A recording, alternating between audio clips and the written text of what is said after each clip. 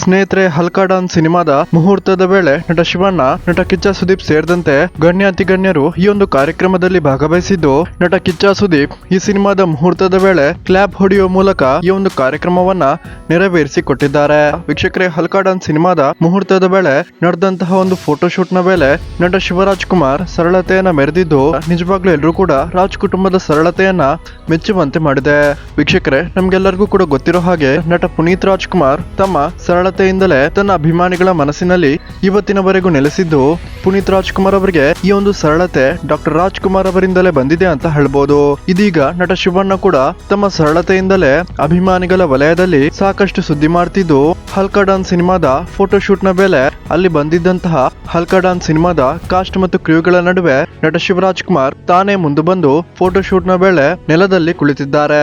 ಆನಂತರ ನಟ ಶಿವಣ್ಣ ಫೋಟೋಶೂಟ್ ವೇಳೆ ನೆಲದ ಮೇಲೆ ಕುಳಿತಿದ್ದನ್ನ ನೋಡಿ ಅಲ್ಲಿದ್ದ ಕಾಸ್ಟ್ ಮತ್ತು ಕ್ರ್ಯೂಗಳು ಶಿವಣ್ಣನನ್ನು ಎಬ್ಬಿಸಿ ತಾವು ನೆಲದಲ್ಲಿ ಕೂತು ಫೋಟೋಶೂಟ್ ಅನ್ನ ಮಾಡಿದ್ದಾರೆ. ವೀಕ್ಷಕರೇ, ಡಾಕ್ಟರ್ ರಾಜ್ ಕುಟುಂಬದ ಈ ಒಂದು ಸರಳತೆಯ ಬಗ್ಗೆ ನಿಮ್ಗೆ ಏನನಿಸುತ್ತೆ ಅನ್ನೋದನ್ನ ದಯವಿಟ್ಟು ಕಮೆಂಟ್ ಮಾಡಿ ತಿಳಿಸಿ. ಹಾಗೇನೆ ನೀವು ಸಹ ಅಪ್ಪು ಬಾಸ್ ಮತ್ತು ಶಿವರಾಜ್ ಕುಮಾರ್ ಅವರ ಫ್ಯಾನ್ ಆಗಿದ್ದಲ್ಲಿ ದಯವಿಟ್ಟು ಈ ವಿಡಿಯೋಗೊಂದು ಲೈಕ್ ಮಾಡಿ ಮತ್ತು ನಿಮ್ಮ ಅನಿಸಿಕೆಯನ್ನ ಕಮೆಂಟ್ ಮಾಡಿ ತಿಳಿಸಿ.